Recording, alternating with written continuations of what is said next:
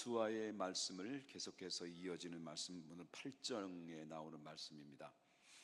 7장의 중심으로 보면은 여리고성을 점령하고 난 다음에 이스라엘 백성들이 아이성이라는 아이성 전투에서 대패를 하고 말았죠. 여리고성과 아이성 비교하면 아이성은 여리고성에 비해서는 아이와 같이 아주 작은 성에 불과하고 사람들의 숫자도 그렇게 많지가 않습니다. 근데 쉽게 점령할 수 있을 거라고 예상됐던 아이성은 오히려 바로 이스라엘 백성들이 대패하고 말았고, 거기에 군사 36명이 정말 피살을 당하는, 죽임을 당하는 그런 일들이 벌어지게 돼서 완전히 어려운 상황에 이르게 됐다라고 하는 것입니다.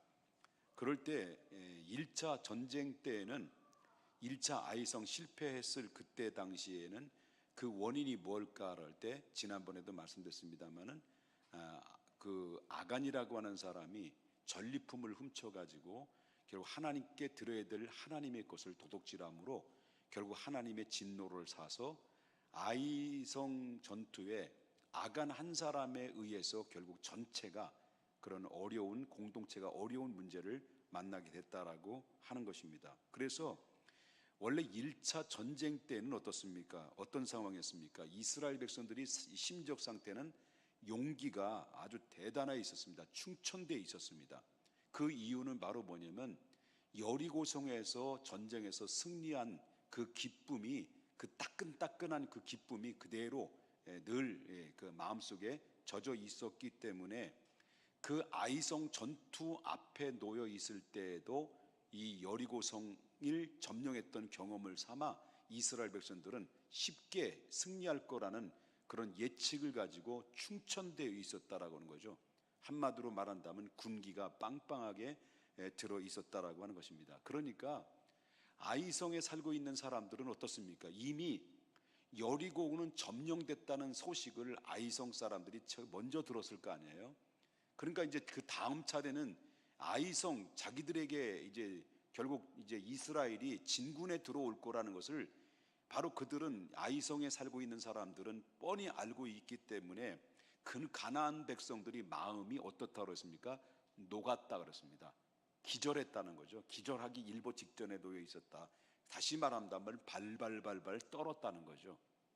초죽음이 되는 상태 속에 놓여 있었다라고 하는 것입니다. 그래서 7장 5절을 보게 되면 1차 실패 때에는 그 백성들의 마음이 녹아서 물같이 됐다라고 말하는데, 그게 뭐냐면 1차 전쟁 때 막상 그 가나안 백성들이 마음이 녹았는데 전쟁을 딱 치러보니까 결국 어떻습니까? 이스라엘 백성들이 그렇게 강력하고 하나님이 함께 하실 줄만 알았던 이스라엘 군대가 아무런 힘을 쓰지 못하는 것을 아이성의 사람들이 이제 직감적으로 알게 돼서 결국 이제 반격이 들어옴으로 말미암아 결국 이 아이성의 사람들로부터 이스라엘을 완전히 초토화시켜 버리는 그런 일들이 벌어짐으로 말미암아 이제는 반대 처음에 전쟁, 그러니까 처음의 상태는 1차 전쟁 때 처음의 상태는 아이성 사람들이 마음이 녹아버렸었죠. 막 벌벌벌 떨었는데 이제 전쟁에 실패한 이스라엘 백성들이 마음이 완전히 역전이 돼가지고요, 이제 아이성의 사람들은 사기가 충천되어 있고, 그리고 전쟁에서 패배한 이스라엘 백성들은 마음이 녹아가지고 물과 같이 됐다라고 이렇게 성경에 나와요. 그럼 한마디로 말한다면 그 전쟁에서 완전히 그 전쟁을 치르기 전과 전쟁에 치르고 난 다음에 그 반응은 역전이 됐다는 거죠. 아이성의 사람들은 충천되어 있고 오히려 전쟁에서 패배한 이스라엘 백성들이, 이스라엘 군사들은 마음이 녹아서 완전히 물처럼 돼버렸다라고 하는 이런 말씀을 하고 있다는 거죠. 그 이유는 뭘까요? 가나안 땅에, 소위 말한다면 여리고성에 점령했을 때는 하나님이 함께 하셨지만 아이성 전투에서는 하나님이 함께 하지 않았기 때문에 그렇다라고 하는 것입니다. 그 이유라는 거죠. 그렇기 때문에 군사를 다 거느리고 일어나 이제 아이로 올라가라, 이제 실패 다 끝난 다음에 아간 잡았어요. 아간을 죽였어요. 그리고 다 이제 해놓고 이제 실패 속에 끝난 다음에 이제 하나님께서 이 여호수아에게 명령을 해죠. 이제 다 거느리고 군사를 거느리고 이제 올라가라, 아이로 올라가라라고 이제 1절에 나오죠. 그래서 아이성의 첫 번째 전투회에서는 여호수아가 군대를 몇 명을 파견했어요? 3,000명만 파견했다는 거죠.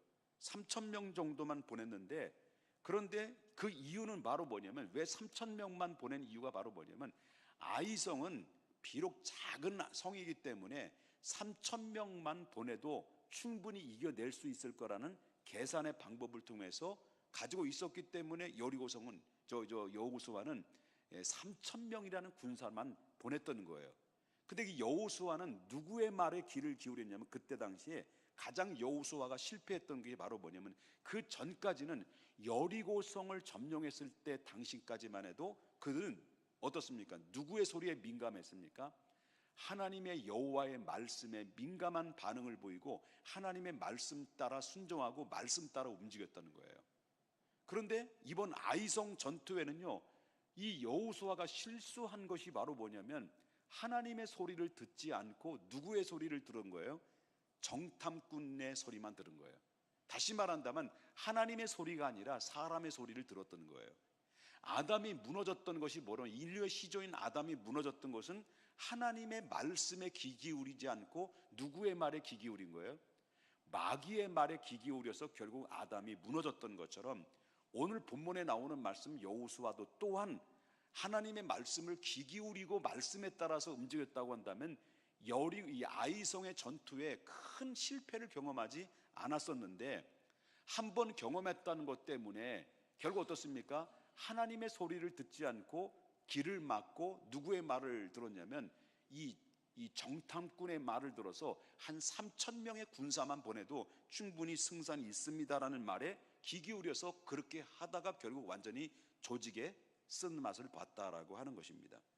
결국 어떻습니까? 하나님 말씀 듣지 않고 정탐꾼의 말을 듣다가 완전히 이 이스라엘 군대는 완전히 내몰리게 됐고 36명이 바로 죽임을 당하는 그런 실패를 만나고 말았다라고 하는 것입니다.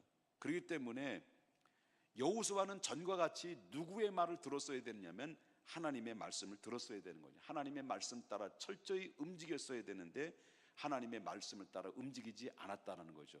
그리고 나서 회개하고 나서, 그때 하나님이 회개하고 나니까 하나님이 그때서야 비로소 하나님이 말씀하셨죠. 그리고 말씀하셨던 것이 바로 오늘 저와 여러분 쭉 읽었던 말씀 중에서 모든 군사를 모집하라는 거죠. 하나님 명령은 이번 두 번째 재도전이죠. 아이성 전투 앞에 하나님이 여호수아에게 들려줬던 말씀은 모든 군사를 모으는데 3만 명과 그 다음에 여호수아의 군사를 포함해서 함께 모집을 하라라고 했습니다.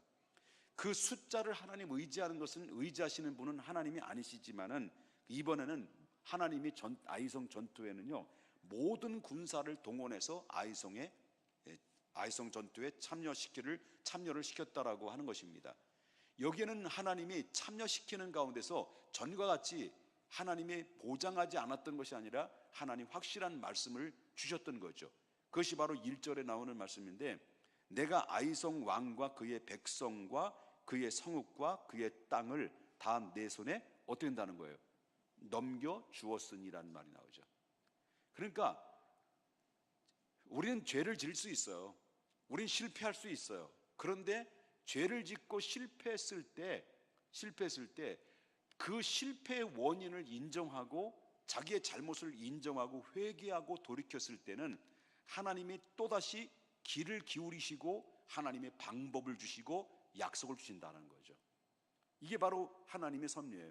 여러분, 죄를 졌다고 한다면 정말 가룟 유다나 베드로나 예수님을 배반하는 것은 도찐이 개찐이잖아요. 그죠?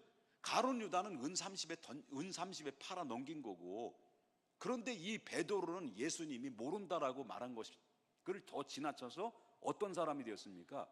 예수님을 세 번째 얘기했을 때는 뭐라고 그랬어요? 예수님을 욕을 했다는 거예요. 나 저 사람 모른다, 그 정도의 말이 아니라 정말 예수님을 향해서 저주를 하는 욕을 하면서 나는 모른다, 자기 살겠다고 3번씩이나 그렇게 부인했던 사람이라고 한다면, 오히려 죄질을 말한다고 한다면 누구보다 더 죄질이 커요. 바로 가룟 유다보다 죄질이 큰 거예요. 근데 이 가룟 유다와 베드로의 차이는 바로 뭐냐면, 가룟 유다는 후회는 했지만 회개를 하지 않았어요. 돌이키지를 않았다는 거예요. 그런데 이 베드로는 회개했다는 거예요. 회개하고 돌이켰다는 거예요.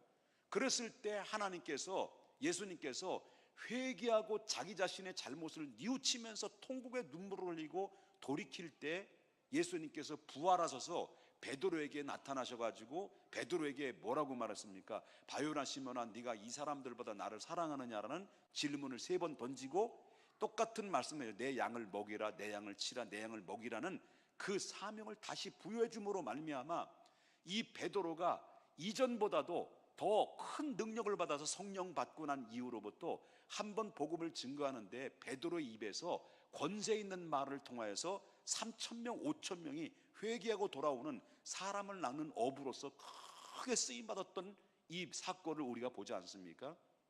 마찬가지로 여호수아가 실패크 때 하나님 앞에 회개하고 돌이켰을 때 하나님이 다시 기회를 주신 것이 1절에 나오는 말씀이에요. 아까도 다시 똑같은 얘기입니다만, 내가 아이 왕과 그 백성과 그의 성읍과 그의 땅을 다 내 손에 넘겨주리. 그때 하나님의 응답을 내려줬다는 거죠.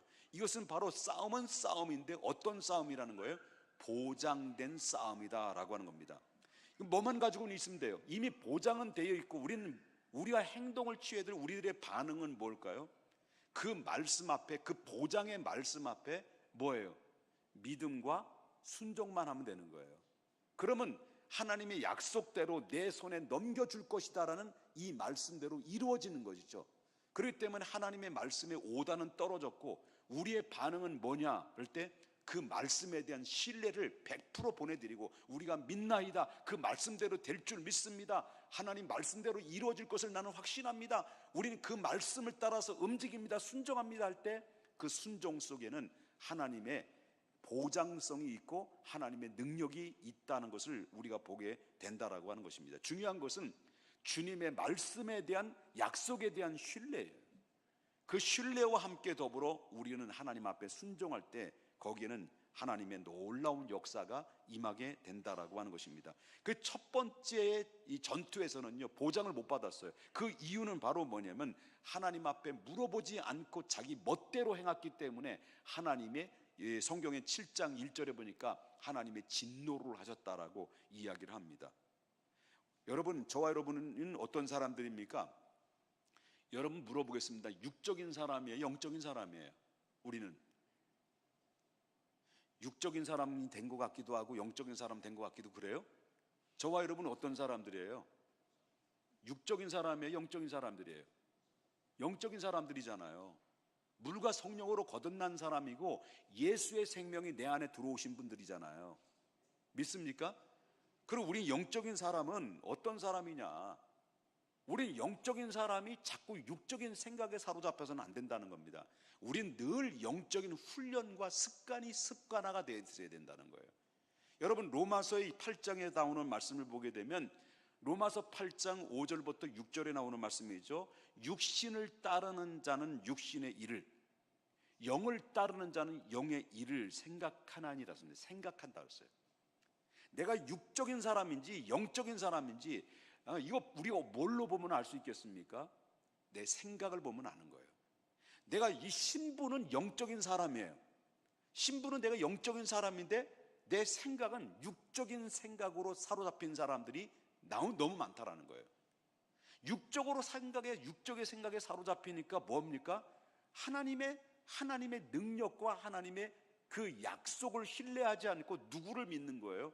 그 사람의 능력을 믿고 사람의 능력을 평가하고 그 환경을 보고 그 자기 실력과 자기의 어떤 그런 자신감과 자만심으로 인해서 결국 나는 얼마든지 할 수 있다는 그 교만함이 먼저 앞서다 보니까 하나님이 어느덧 하나님에 대한 믿음이 밀려나 버리는 거죠.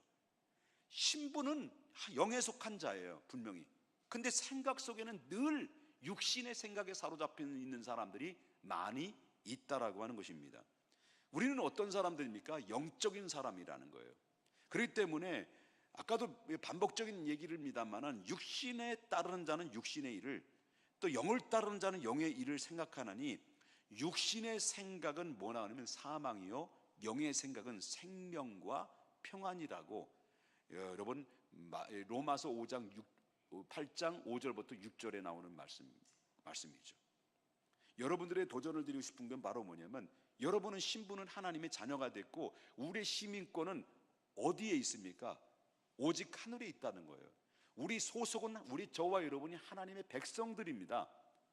하나님의 백성들은, 우리는 하나님의 백성으로서 내 스스로가, 나의 삶이 어차피 우리의 육체적인 삶 속에는 이 사회적, 이 소위 세상 속에서 우리가 살고 있지만, 그런 가운데서도 나는 영적인 사람으로서 나는 언제나 영적인 생각에서 늘 사로잡혀 있느냐, 아니면 세상적으로 세속에 사로잡혀 있느냐라는 것을 볼 때 우리 한번 자기 자신을 냉정하게 나를 볼 수 있는 오늘 시간이 되어야 된다라고 하는 거예요.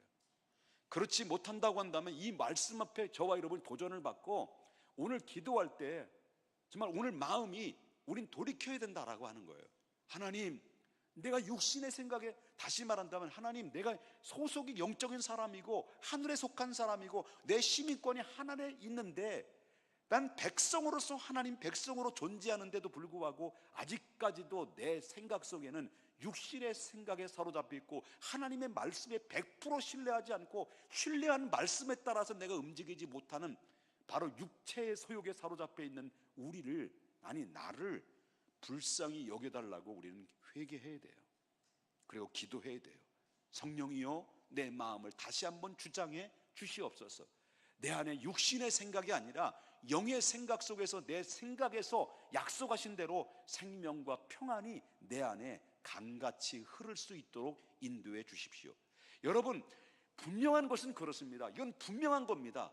소속은 영적인 사람인데 자꾸 육신의 생각에 사로잡힌 사람들의 결과는 바로 뭐냐면, 결과는 말하면 평안이 없다라는 거예요.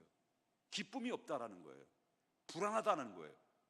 늘 불안하고 평안이 없고 기쁨이 없고, 그 다음에 그 다음 단계는 바로 뭐냐면 내 안에서 뭐가 사라져가기 시작해요? 은혜라고 하는 것이 사라져가기 시작해요. 이쯤 되면 우리는 위험수위에 올라와 있다는 겁니다. 이 문제를 빨리 극복하고 일어세우지 않으면 그게 바로 뭐냐면 영적인 불감증에 걸릴 수밖에 없다. 아무리 떠들어도 그 떠들어는 따가운 소리만 들리지 도전의 소리가 안 들려오게 되는 것이 영적인 불감증이에요. 가장 무서운 것 중에 무서운 것은 바로 뭐냐면 영적인 불감증, 마음이 굳어버린 것. 그것을 가지고 성경이 말하기를 양심에 화인 맞은 자, 이렇게 얘기한다는 거예요. 이것처럼 무서운 게 없는 거예요. 그래서 우리는 늘 경계해야 될 게 바로 뭐냐면, 바로 우리 영적인 사람으로서 늘 영에 속한 생각을 늘 가지고 살아야 된다는 것을 우리가 보게 된다라고 하는 것입니다. 그렇기 때문에 우리는 뭐 해야 됩니까? 영적인 사람은 오늘 이 본문에 나오는 말씀 보면 실패 속에서 얻어진 교훈은 바로 뭐냐면 습관이라는 거예요. 습관. 어떤 습관입니까? 이런 문제 앞에, 그것이 작은 문제든 큰 문제든 간에 이 문제 앞에 우리는 어떤 습관을 가져야 됩니까? 주님, 어떻게 할까요? 이 질문입니다. 주님, 어떻게 할까요? 주님, 이 상황 속에서 어떻게 할까요? 주님, 말씀해 주십시오. 그리고 이 일을 할 수 있도록 성령이요 나에게 능력을 주시옵소서라고 우리 하나님 앞에 늘 어떤 습관을 가져야 됩니까? 물어보는 습관을 가져야 돼요. 계속 물어보는 습관, 계속 물어보는 습관을 가져야 돼요. 주님, 어떻게 할까요? 이게 바로 영에 속한 사람의 습관이라고 하는 것을 우리가 보게 된다라고 하는 거예요. 믿습니까? 그 다음에 우리는 조급하게 축복을 추구하지 말라는 겁니다. 여러분, 축복 싫어하는 사람이 어디 있겠습니까? 그리고 교회가 부흥되는 거 누가 싫어하겠습니까? 목회자가 가장 소원이 바로 뭐냐면 부흥이 아닌 부흥되는 게 소원이에요. 그럼 뭐 성도들도 마찬가지. 성도들도 가장 소원이 뭡니까? 정말 아프지 않고 건강하고, 그리고 물질의 축복받고, 자녀들 축복받고, 자녀들 다 진짜 잘 가서 좋은 남편 좋은 신랑 만나서 좋은 아내 만나서 행복하게 살고 정말 아무런 탈 없이 그냥 우환질고 없이 그냥 잘 살았으면 좋겠다라는 것이 이 축복을 우리가 추구하고 있는 거 아닙니까? 그리고 하나님이 위로부터 내려주시는 하나님이 영적인 축복을 다 받아서 영적인 축복과 수평적인 축복이 동시에 얻을 수만 있다고 한다면 그것처럼 복 있는 생애가 어디 있겠습니까? 이런 복을 받기를 원하죠. 그런데 이 본문 이제 2절 그 전반부에 보면 이렇게 나옵니다. 너는 여리고와 그 왕에게 행한 것 같이 아이와 그 왕에게 행하되 오직 거기서 탈취한 물건과 가축은 뭐라고 그랬습니까? 스스로 가지라라고 그랬어요. 스스로 가지라. 제가 왜 이렇게 조급하지 말라는 것은 이 말이에요. 자, 이 하나님의 명령은 잘 보십시다. 이 아이성 전투에서 얻어지는 그 명령과 그러면 그 전에 여리고 성에서 얻어지는 명령은 똑같았을까요? 달랐을까요? 그럼 다시 얘기했습니다. 여리고 성의 전쟁에서 승리하고 얻었던 전리품, 그 다음에 아이성에서 승리해서 얻은 그 전리품을 어떻게 행해야 될 것인가에 대한 그 명령이 달랐을까요? 달랐을까요? 예? 너무 어려운 질문이에요. 자, 다시 물어보겠습니다. 여리고성에서 얻었던 전리품의 명령, 전리품을 어떻게 할 것인지의 명령과 아이성의 전투에서 얻어질 그 전리품에 대해서 얻어질 전리품에 대한 그 명령이 어떻습니까? 다를까요? 같을까요? 먼저 나온 문제가 맞을 확률이 높아요. 달라요. 자, 보세요. 이 명령은 여리고의 정복대의 명령과 아이성의 정복대의 명령은 약간 다르다는 것을 보게 되는데, 여리고성에 공격해서 얻어졌을 때의 명령이 그게 바로 뭐냐, 6장 18절에 나오는 말씀인데, 너희는 온전히 바치고 그 바친 것 중에 어떤 것이든지 취하여 너희의 이스라엘 진영으로 바치는 것이 되게 하여 고통을 당하게 되지 아니하도록 너희는 그 바친 물건에 뭐 하지 말라는 거예요? 손대지 마라. 이건 누구 거라는 거예요? 다 하나님의 것이라는 거예요. 모든 전리품을 여호와께 바치라는 거예요. 바치라는 거예요. 여리고의 물건들은 하나님께 바친 것이기 때문에 그것을 개인적으로 취하게 되면, 누구든지 개인적으로 취하게 되면 그 취한 자뿐만 아니라 모두가 화를 당하게 될 것이다라는 그런 명령을 하나님께서 하셨어요. 그러나 아이성 전투에서는 달라요. 아이성 전투에서 탈취한 물건들이 있잖아요. 그 물건들은, 가축들이나 물건들은 뭐라고 그랬어요? 너희 스스로 가져라는 거예요. 취하라 라고 하는 거예요. 여리고성에서 얻었던 물건이나 전리품은 누구에게 드리라고요? 하나님께 드리라. 그 다음에 아이성에서 얻었던 물건과 전리품은 누가 가져라는 거예요? 스스로 가져라, 이거예요.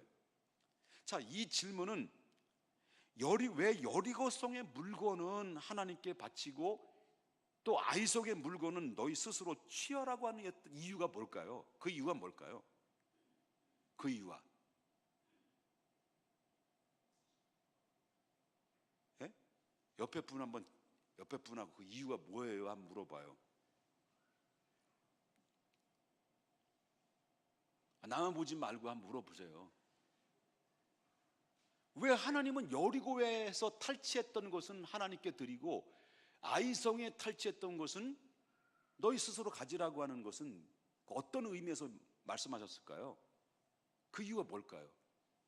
여러분, 이것은 여리고성에서 얻은 물건들은요, 그럼 바로 물건을 하나님께 바치라고 하는 것은, 그것은 바로 뭐냐면 여리고는 첫 열매예요. 첫 열매. 첫 열매라는 거예요. 그러니까 여리고성에서 탈취하는 것은 가나안 땅에서 얻은 첫 열매이기 때문에 첫 열매는 네가 손대면 안 된다는 거예요. 건드리면 안 된다는 거예요. 네 것이 아니다라는 거예요.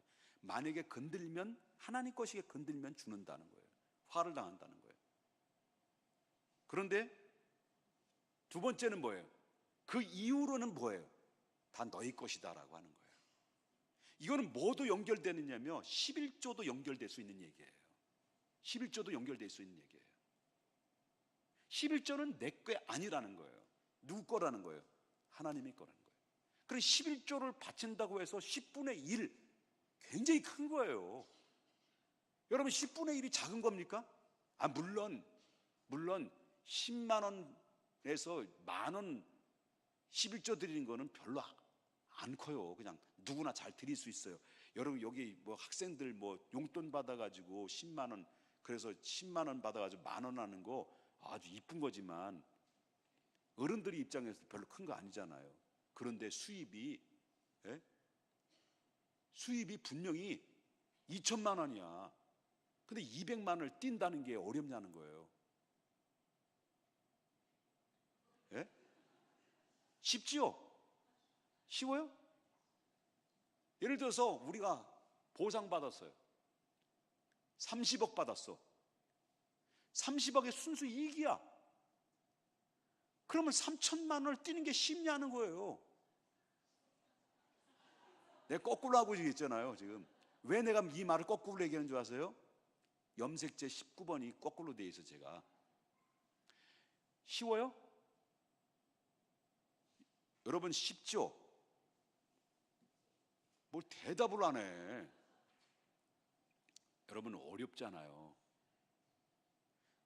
우리는 믿음의 진가는 어디서 나오는 줄 아세요? 믿음의 진가, 그거예요. 할 수 없는 일에 하는 거예요. 거기 믿음의 진가가 나오는 거예요. 많은 사람들은 내 것을 하나님께 일부분을 드린다라고 생각하는 게, 이게 잘못된 거예요. 전부 하나님 것인데 하나님 것 중에서 나는 10가지 중에서 9가지 내가 하나님께 받았다는 생각을 가져야 되는데 전부 내 것에서 하나님께 드린다는 것을 생각하는 거예요. 그러니까 아까운 거지. 아까운 거예요. 여러분, 첫 열매 건들지 마라. 그래서 결국 어떻습니까? 첫 열매를 하나님 것이다. 너무 성급하게 축복을 받으려고 욕심 부리지 마라. 만약에 여러분 아간을 보십시다. 아간이 첫 열매 하나님께 드리고, 첫 열매를 하나님께 드리고, 그리고 조금만 참았으면 두 번째 그 나머지를 자기가 받았으면 첫 번째 드린 것보다도 나머지 받은 게 더 훨씬 많았을 거라고 하는 거예요. 그러나 이 아간은 너무나도 서두른 거예요. 그 서두른 것이 화근이 됐다라고 하는 거예요. 그처럼 너무 조급하게 서둘러서 다 잡은 축복을 놓쳐버리는 것들이, 사실상 제가 말씀드리고 싶은 건요, 모든 사람들이 성도의 삶 속에서 보면 하나님이 우리가 더 많은 것을 잡을 수도 있는데도 불구하고 우리가 정말 하나님의 주시는 그 믿음에, 하나님의 주신 그 약속의 말씀에 대해서 우리가 100% 내가 맡기고 신뢰하지 못함에 따라서 내가 드리지 못하는 행위 때문에 더 커다란 다음에 얻어져야 될 것을 그냥 놓쳐버리고 그냥 우리는 그냥 그렇게 살아가는 사람들이 많이 있다는 거죠. 안 드리는 것보다 드리는 게 낫겠죠. 11조도 온전하게 드리는 것과 그냥 일부분을 드리는 것, 아예 안 드리는 사람보다도 훨씬 낫겠죠. 그러나 하나님이 보시는 것은 바로 뭐냐면 온전히 드리는 거예요. 온전히 드리는 거예요. 축복 받으려면 너무 서두르지 말자. 그 전에 축복 받으려고 너무 서두르다가 문제가 되는데, 축복받기 전에 먼저 우리가 해야 될 것은 하나님과 나와의 관계를 먼저 어떻게 해야 됩니까? 견고하게 해야 된다는 거예요.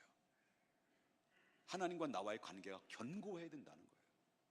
더 나아가서 아예 축복에 대한 생각이 나지 않을 정도로, 아예 안 날 정도로 하나님의 관계에 몰입하다 보면, 내가 하나님과의 관계에 몰입하다 보면 자동적으로 축복은 뭐가 옵니까? 따라오게 될 수밖에 없는 것이 영적인 원리고, 성경에 나오는 이 다윗의 행적을 보게 되면 다윗이 얼마나 많은 복을 받았습니까? 그는 축복을 원한 게 아니었어요. 하나님 내 곁에서 떠날까 두렵습니다, 이거예요. 하나님이 내 곁에 떠날까 봐 두렵습니다. 나는 하나님과 함께하고 싶습니다. 하나님과 동행하고 싶습니다. 주님을 내가 간구합니다. 주님을 열망합니다. 주님이 내 우편에 서셔서 나와 동행해 주십시오. 이거예요. 여기에 하나님의 관계에 몰입했던 사람이 다윗이에요. 그런데 하나님이 너무 기뻐한 거예요. 너무 사랑스러운 거예요. 이세 아들을 보았느냐? 이와 같이 나의 마음에 합한 자가 어디 있느냐 세상에.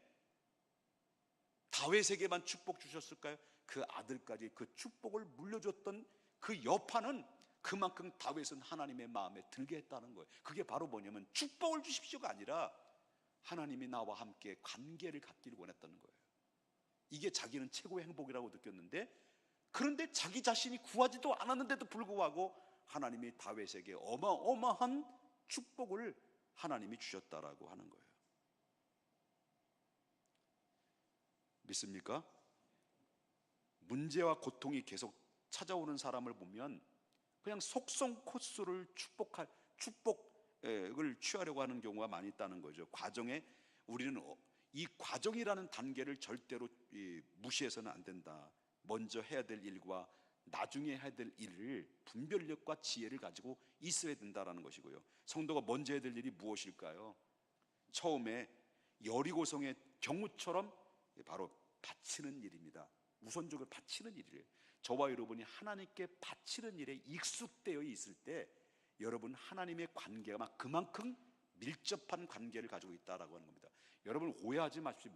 저와 여러분을 통해서 뭔가 좀 얻어내려고 하는 것은 아닙니다. 성경의 원리를 말씀드리고 싶은 거예요.